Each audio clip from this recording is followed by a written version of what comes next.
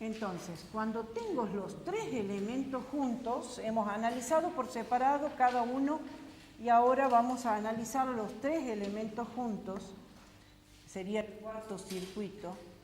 Entonces, para un circuito RLC, ¿qué teníamos?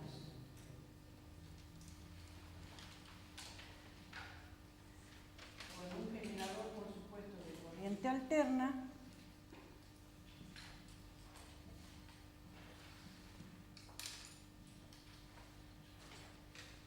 Resulta que las tres ondas se van a superponer y va a haber un cierto desfasaje, o sea, las tres ondas serían, no debería haber borrado, las tres ondas serían la FEM, cuatro son en realidad, la FEM función coseno, ¿sí?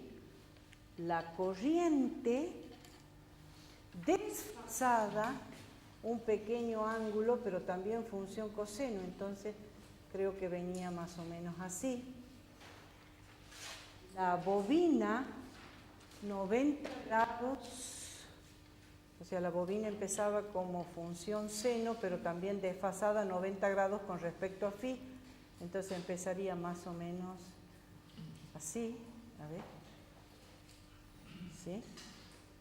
Y por último, en el capacitor, vamos a dibujarlo con negro porque no tengo otro, más o menos se producía al revés. ¿Está bien? Esas cuatro ondas, FEM, caída de tensión en la resistencia, caída de tensión en la bobina y caída de tensión en el capacitor, lo vamos a representar, caída de tensión en el capacitor, lo vamos a representar en un diagrama fasorial de la siguiente forma. Fíjense, entonces pueden dibujarlo en los ejes como pueden dibujarlo en otro que ya lo vamos a ver. Lo primero que tengo que dibujar es el ángulo de desfasaje phi. ¿Qué dice el azul? El ángulo de desfasaje phi, que es el ángulo que forma la FEM con la corriente. Y sobre ese ángulo, supongamos que en principio sea positivo, vamos a dibujar el gráfico de la caída de tensión de la resistencia. 90 grados para arriba,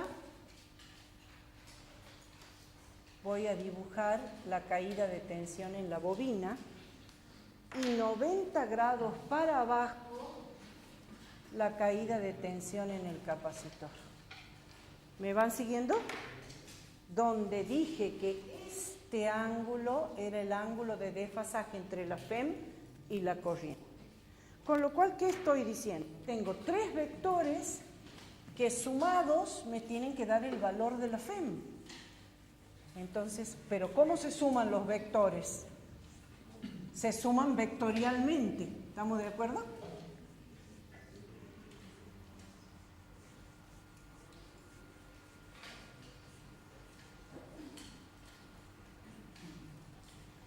Entonces decimos, fíjense, por un lado, BL y BC son colineales.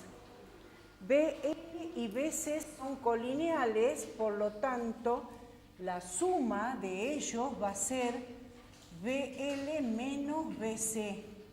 Pero como tengo que sumarlo a este vector de la caída de tensión en la resistencia en forma vectorial, resulta que voy a tener que sumarlos así.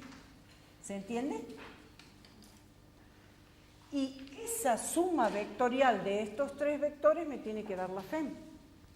Esto tiene que ser igual a la FEM. Pero fíjense, BL, digamos BR, que no le puse el R, es igual a I por R, ¿sí? Pongamos en función del tiempo la corriente, para que es I por R. Y todo esto tiene que estar elevado al cuadrado. Más la caída de tensión en la bobina dijimos que era I por XL, ¿sí?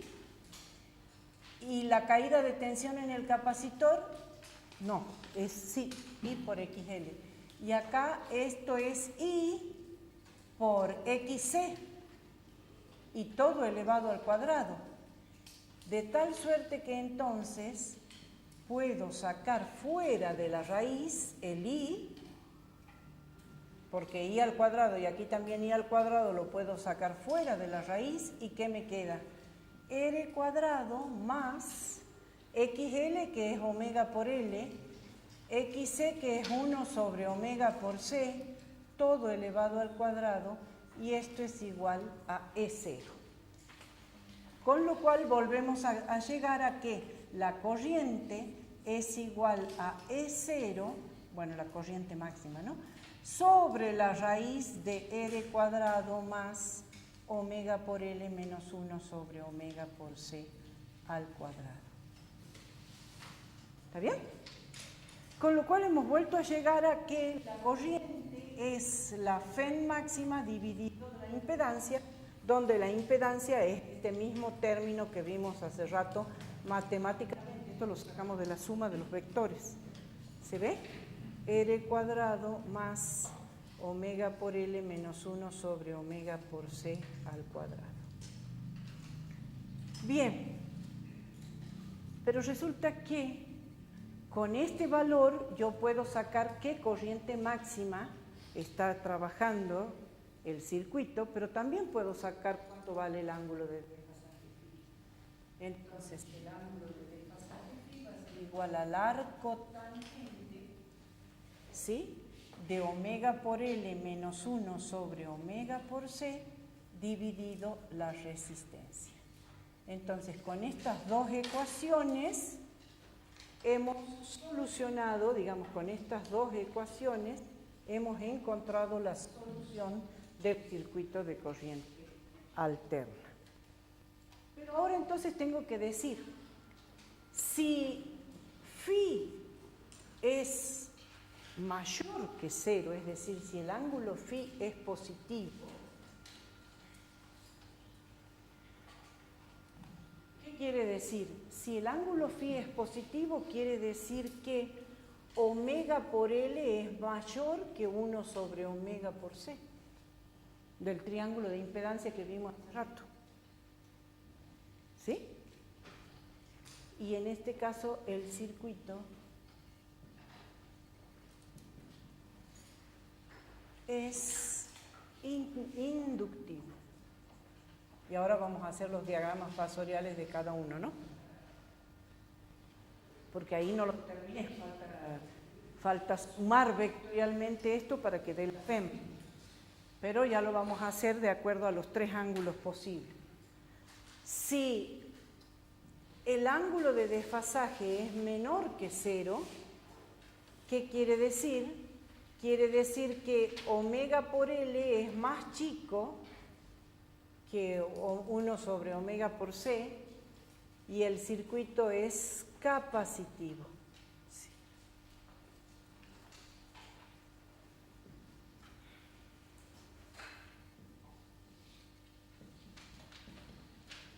¿Está bien?